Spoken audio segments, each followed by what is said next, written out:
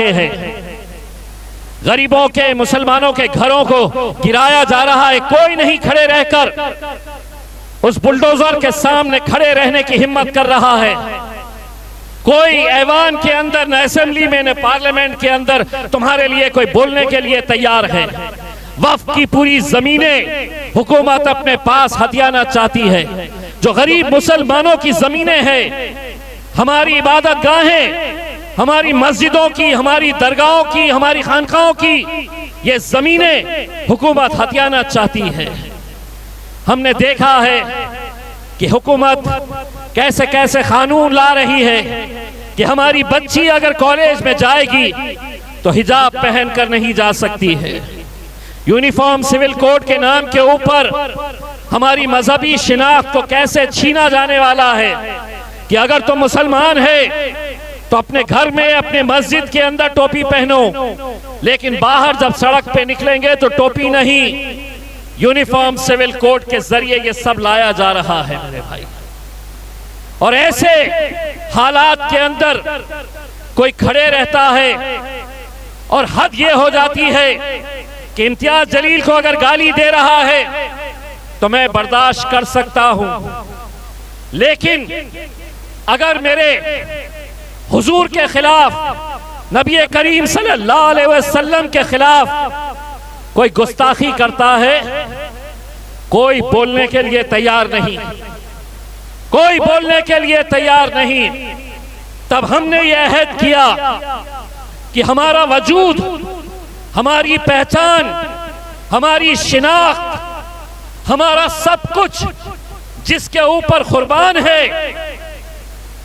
उनके खिलाफ अगर गुस्ताखी होगी तो गुस्ताखी करने वालों को हम क्या है ये दिखाना भी जरूरी था।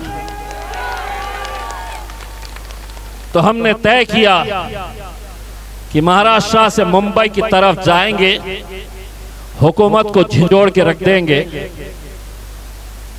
अल्हम्दुलिल्लाह आज जब उस मंजर को आप अपने मोबाइल में, यूट्यूब के ऊपर देखते हैं, मैं पूरी जिम्मेदारी के साथ ये कहता हूं, किसी इंसान के बस की बात नहीं थी मेरे भाई।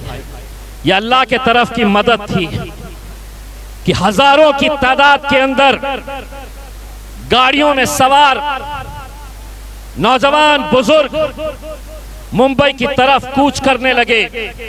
गाड़ियों में इतना फासला कि एक गाड़ी भी अगर ब्रेक लगाती तो पीछे कम से कम 50 गाड़ियों का एक्सीडेंट हो जाता।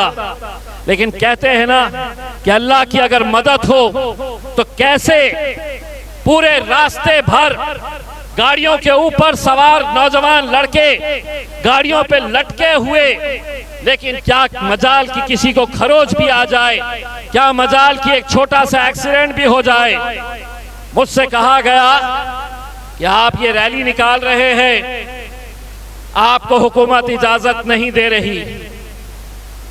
सुबह निकलना हमें और रात में 1 बजे पुलिस की बड़ी टीम मेरे घर पे आती है और ये कहती है कि हुकूमत ने, सरकार ने ये फैसला लिया है कि आपको घर के बाहर नहीं, ये रैली कैंसिल करनी पड़ेगी। अलैहि वसल्लम के थे। जानते हैं मैंने उनसे क्या कहा? मैंने उनसे ये कहा कि हुकूमत तुम्हारी है, ताकत तुम्हारी है, पुलिस तुम्हारी है, हुकूमत तुम्हारी है, पर खुदा तो मेरा है ना। और मैंने उनको साफ शब्दों में कहा, तुम्हारी ताकत लगाओ मुझे रोकने के लिए, मैं मेरी ताकत बताता हूं, रैली निकाल के दिखाऊंगा करके। अल्हम्दुलिल्लाह मेरे भाई, आज इस मुल्क के अंदर मुसलमान लीडर तो आपको मिल जाएंगे जो अपने जाती मफाद के लिए क्या कुछ नहीं कर रहे हैं। जो उम्मीदवार हमारे सरवर आलम साहब के विरोध में खड़े हुए हैं, मुझे पता चला है कि दलाली का काम, गुंडागर्दी का काम उनके जितने लोग हैं, मैं मास्टर साहब को कहना चाहता हूं, आपके साथ तो चंद गुंडे घूमते होंगे, हमारे खिलाफ तो पूरी हुकूमत रहती है, हम उनसे डट कर भिड़ते हैं, हम उनसे अल्हम्दुलिल्लाह आज तक डरे नहीं। तो आप किस खेत की मूली है? जब तक अच्छे रहे तो अच्छे, वरना मौसम बिगड़ गया तो फिर हमें कहना नहीं भैया। फिर उनको ये बोल देना कि शाहरुख खान का एक डायलॉग है, हम जरा से शरीफ क्या हुए तो सारी दुनिया बदमाश हो गई। ये अच्छी तरह से समझ ले मेरे भाई, एक एक वोट बहुत मायने रखता है। एक एक वोट की कीमत क्या होती है आपको समझना होगा। आज इस मुल्क के अंदर नरेंद्र मोदी की अगर हुकूमत पिछले 3 टर्म से आ रही है तो उसकी सबसे बड़ी वजह यह है कि एक कोई गुजराती आदमी रोजगार के लिए, नौकरी के लिए अमेरिका गया हुआ है, लंदन गया हुआ है, कनाडा में है, ऑस्ट्रेलिया के अंदर है, वो इलेक्शन के दिन टिकट खरीद के अपने पूरे परिवार के साथ आता है, यहाँ पर भाजपा को, नरेंद्र मोदी को वोट डालकर वो दूसरे दिन वापस चला जाता है।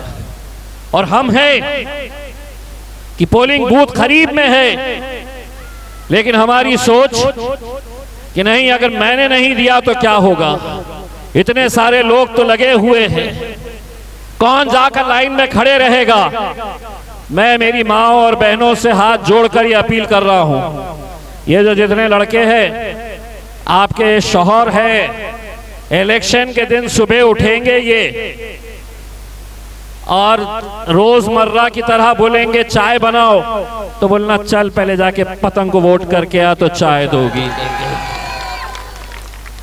उस दिन चाय नहीं देना।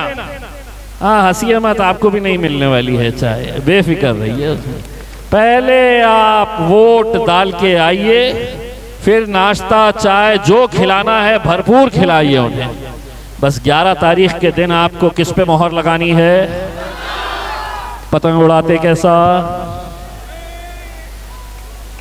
बस एक बात आप समझ लें कि 11 तारीख के दिन सिर्फ आप लोग वोट करेंगे, लेकिन सारा हिंदुस्तान आपके लिए दुआ करेगा मेरे भाई, आपकी कामयाबी के लिए दुआ करेगा इंशाअल्लाह। 14 तारीख के दिन ये जश्न सिर्फ कोचाधामन या बिहार की वो सीटें नहीं जहां पर मजलिस ने अपने उम्मीदवारों को खड़े करी है, हम अपने शहर के अंदर भी जश्न मनाएंगे। हिंदुस्तान के हर उस शहर के अंदर जहां पर मजलिस को और असदुद्दीन अवैसी साहब को चाहने वाले लोग हैं, उन्हें भी जश्न मनाने का मौका आप लोगों को देना होगा मेरे भाई, आप लोगों को देना होगा। हमने अरे गैरे हर एक का साथ दिए हैं, इस बार मजलिस का साथ आपको देना है। एक सरवर आलम साहब जीतेंगे, एक एमएलए, लेकिन आपको मालूम है कि उसका असर क्या होता है? उसका असर यह होता है कि जीत सरवर आलम साहब को मिलेगी, लेकिन बोलने की ताकत अख्तरुल ईमान साहब की बढ़ेगी इंशाअल्लाह, लड़ने की हिम्मत अख्तरुल ईमान साहब की। और सबसे बड़ी बात, जब पार्लियामेंट के अंदर मीडिया वाले असद साहब को देखकर आएंगे तो असद साहब का भी सीना चौड़ा होना चाहिए कि कोचाधामन की आवाम ने मेरा साथ दिया है करके। उसमें मेरे भाई, मैं आप लोगों से यह अदबन गुजारिश कर रहा हूं, हम बिखर जा रहे हैं, हम बढ़ जा रहे हैं, हम बिक जा रहे हैं।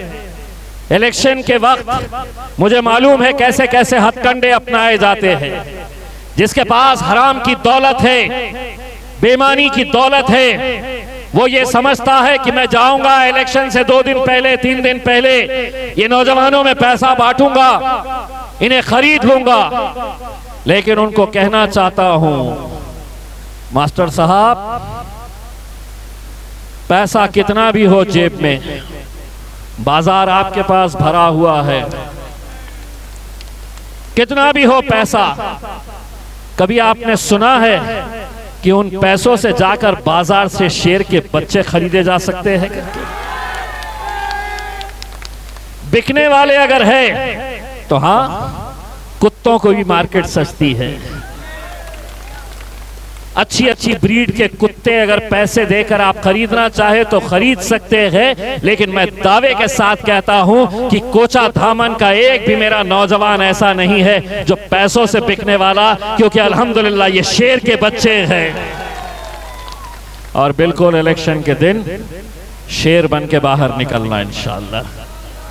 बहुत आते चिल्लर चालर छोटे मोटे, इनको कैसा संभालने का है ये सब समझ जाएगा इंशाअल्लाह। बस आप लोग निकलिए, आप लोग वोट करिए और मजलिस को कामयाब करिए।